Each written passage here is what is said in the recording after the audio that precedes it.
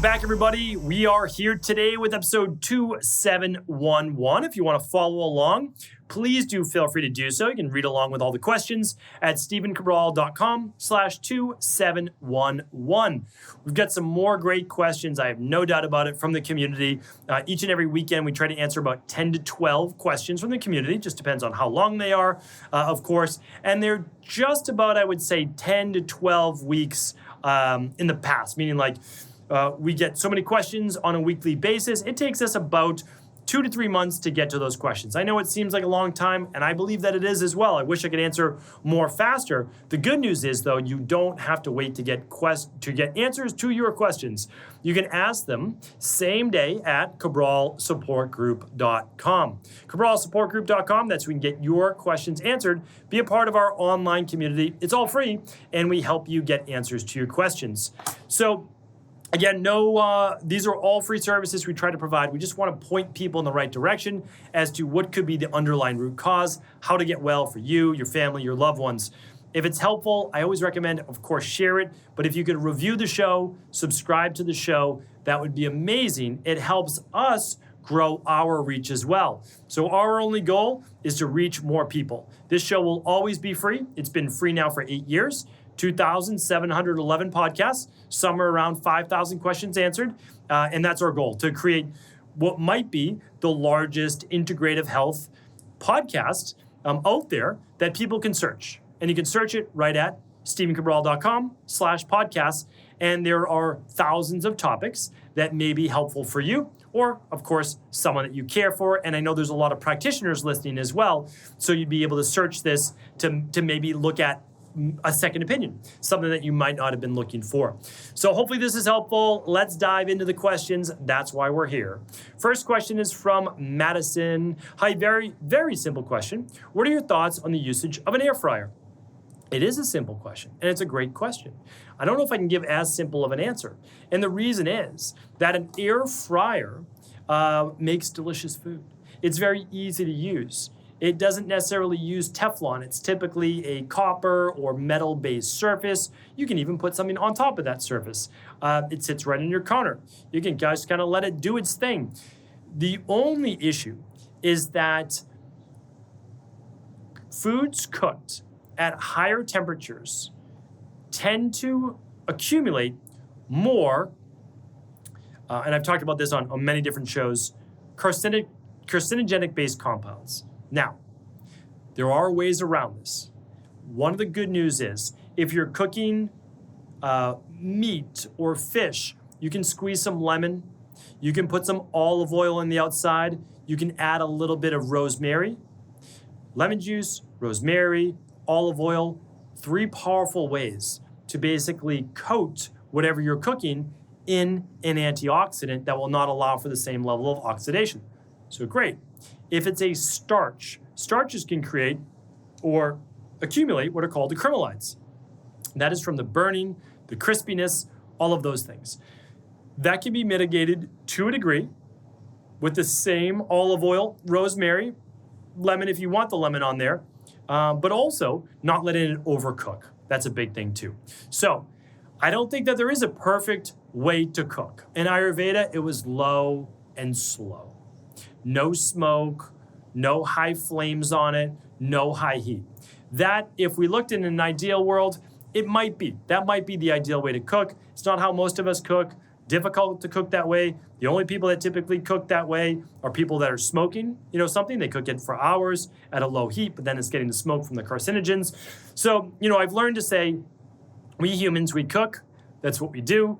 What we want to do is try to add some antioxidant to whatever we're cooking and also have antioxidant-based food with it. Salad, vegetables, things of that nature. All right, so hopefully that was helpful. Of course, not a simple answer, never a simple answer for me because it's so nuanced, right? That's what it's all about. All right, Julie's up next. Dr. Cabral, would you please give me your opinion on the shingles vax? I'm 55 and have been encouraged to get it, but I'm a bit hesitant. Any advice you can give would be greatly appreciated. Thank you so much, Julie. All right, I can't give you an opinion on this one topic. It's the only topic that I'm not allowed to give an opinion on. Because if I give an opinion on it, Well, one, it's a lightning rod, but I'm okay with that because I always give my opinion. I love our community. I want you to know that. I truly do. But I do not say things to try to have more people like me or dislike me. I never think about that. All I think about is this the right thing to say in terms of what would actually do the best and greatest good for the greatest amount of people? Because everything is so nuanced that anything you could say would be wrong for someone, right? And this is the one topic where you are censored from giving any type of view other than the standard conventional medicine viewpoint, even if you can share the pros and the cons. You're not allowed to share the cons. And so unfortunately, I can't give you both sides because I'm not allowed to speak on this because it would lead to censorship. It really would. Like, I'd be taken off of YouTube and other platforms. And so people say, well, you should do it anyways. But the thing is, and I don't charge, this is all free. I'm not doing this to try to make money or anything. That's not what I do this for.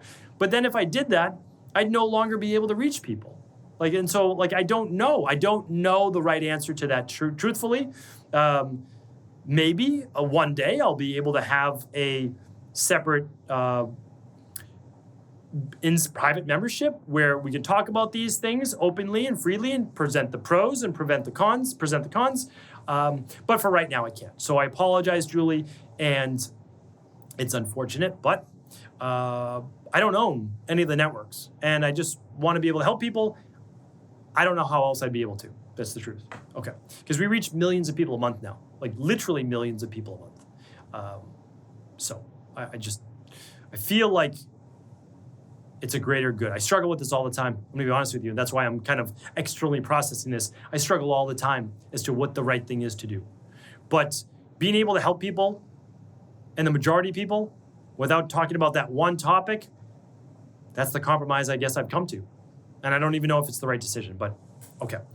Kate's up next. Hi, love the podcast. I have a question about skin moles. I would like to understand what is the underlying root of why some people develop more moles as they get older, or from the sun, and why others do not. For example, my husband and I are both similar ages, spend about the same amount of time in the sun, mostly without sunscreen unless midday for extended periods, and have the same diet, very little to do, no nut seed oils or refined sugar, yet I've developed many more moles and he has very few or little. Why does my body produce this when others do not? Thanks for the information. It's a great question. There are all sorts of different theories. So there are theories that, not just with moles, but I've done a show on what are called cherry angiomas, which are basically little red blood cells, little red dots, right? You get in your skin, they can grow over time. They're basically red blood cells on the outside of your body rather than the inside of your body. And they're for all intents and purposes, they seem to be benign, completely harmless. Same with most moles. So why do some people develop them? There seems to be a hereditary component to it that after the age of about 35, 40 years old, the body no longer has the same degree of stem cells. It's not able to repair in the same way. There's more oxidative stress. The sun is an oxidative stress. It's not necessarily a bad one. If you get too much of it, of course that it is. But that some people develop more, and it's basically like a little wound it shows in the skin from healing from whatever that may be. Now, the little dark spots we get in our skin, those can be what are called lipid peroxides. That can actually be elevated levels of glucose or certain proteins in the body that bind with sugar, and when the sun hits the skin, they can actually oxidize to a greater degree. So that you'd have to run on something like the stress mood and metabolism test to look at your levels of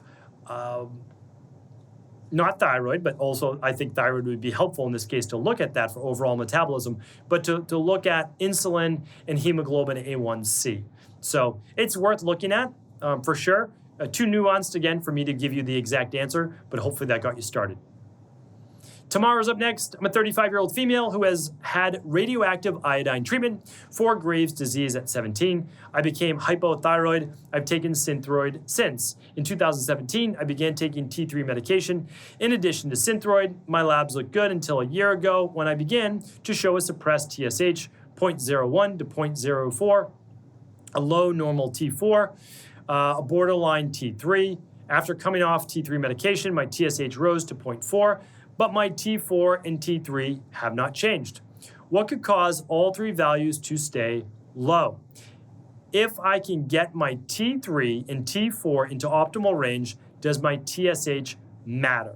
I ran the stress, mood, and metabolism lab in September, and my T3, T4, and TSH were within range at the time. I did, however, have high cortisol throughout the day. I've since done the FM detox, heavy metal detox, and mold protocol. Thank you. Okay, yeah, great question. Okay, so let me catch everybody else up. For those people who don't know what radioactive iodine treatment is, it's still wild to me that they radiate or use radioactive iodine to destroy the thyroid, to literally destroy the gland in someone's body. It's wild. It really is wild to me. It's like the dark ages. We'll look back at that saying, what are we doing? Like, what's going on here? No need to look at the underlying root cause. Let's just get rid of this thyroid, and then let's put somebody on pharmaceutical medication that they take for the rest of their life. Now, again, Tamara, this is no fault of yours. I had my tonsils taken out. I had my adenoids taken out. I've had all sorts of, things done. So I get it. I understand. Okay, so let's get down to it. If you have a TSH from 0.5 to 2.0, that's considered a normal, healthy range. Below 0.5 moves more towards Graves' disease, which is strange because you had your thyroid removed. So the only thing that should be elevating thyroid, which means thyroid production, so it would drop TSH. I know this is like super confusing in the beginning, but I've got 50 podcasts just on the thyroid at stephencabral.com/podcast. Scroll through the images, click on thyroid. You could learn all sorts of things about thyroid. If you want to take my thyroid course, literally, it's like every book that you could possibly read on the thyroid in 4.5 hours. Everything you want to know about the thyroid, that's at stephencabral.com/courses. Some of the courses have a fee, some are free. Up to you, whatever you want to do. Obviously, it's always up to you. So here's the thing. When your TSH is low, that's thyroid stimulating hormone, it means that your body already has enough thyroid. So it's not producing more. If your TSH is high, above a 2, that means there's a greater call for thyroid, so it's making more thyroid stimulating hormone. If you have enough T4 and you have enough T3, your TSH will stay low. So overall, the picture, what do we need to do? We need you to work with your endocrinologist to lower your thyroid medication with them. Again, I'm not giving you medical advice, no medical treatment plans, medical cures, medical diagnosis, or medical advice. You work with your endocrinologist and you say, listen, my TSH is 0.01 or 0.04. It's extremely low. Do I need this thyroid medication if it's that low? Their answer is going to be, hopefully, no. Now, eventually, you probably will need it again because you don't have a thyroid to produce thyroid hormone. So what we need to do is we say, is there anything that could be enhancing the uptake of thyroid? And there could be.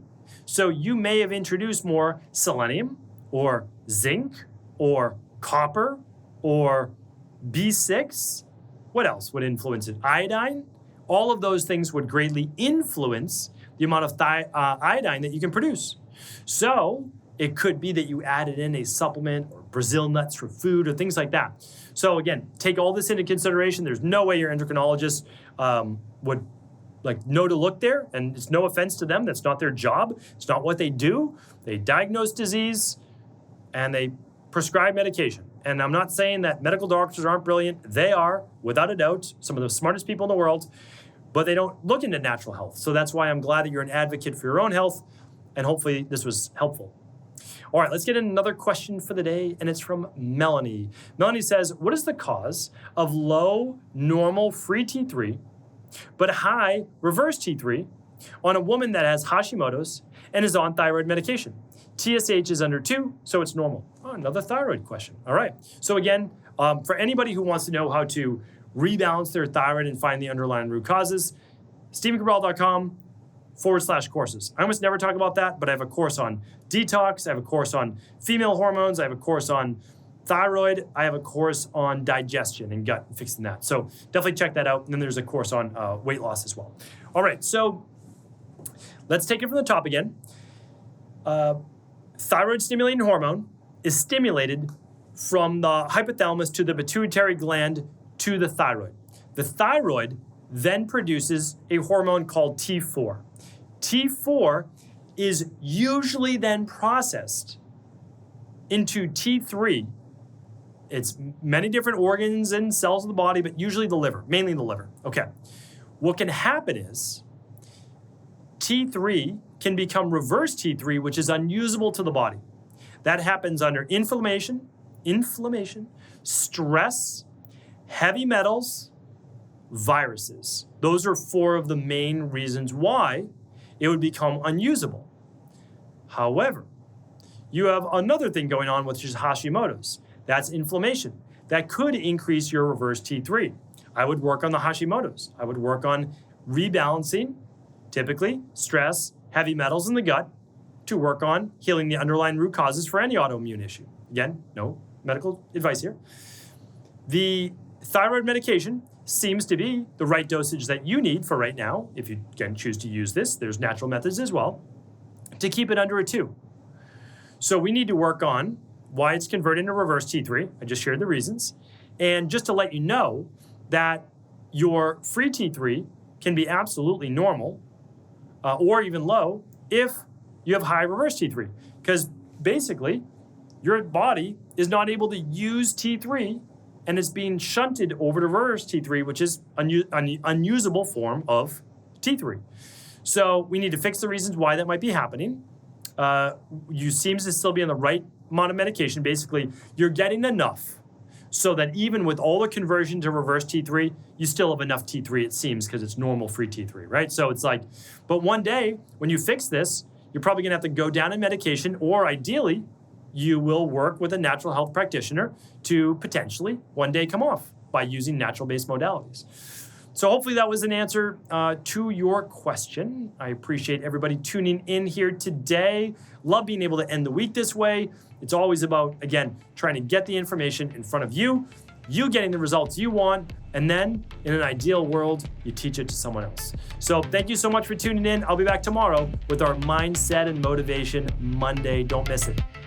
Thanks so much for tuning into today's show. Before you go, don't forget to hit that subscribe button. I want to make sure that you're getting our daily content, not missing out on anything functional medicine, wellness, weight gain, weight loss, anti-aging, living longer, stronger, and all of the most cutting-edge research. And if there's any topics you want to hear, feel free to leave them in the comments below. Take care.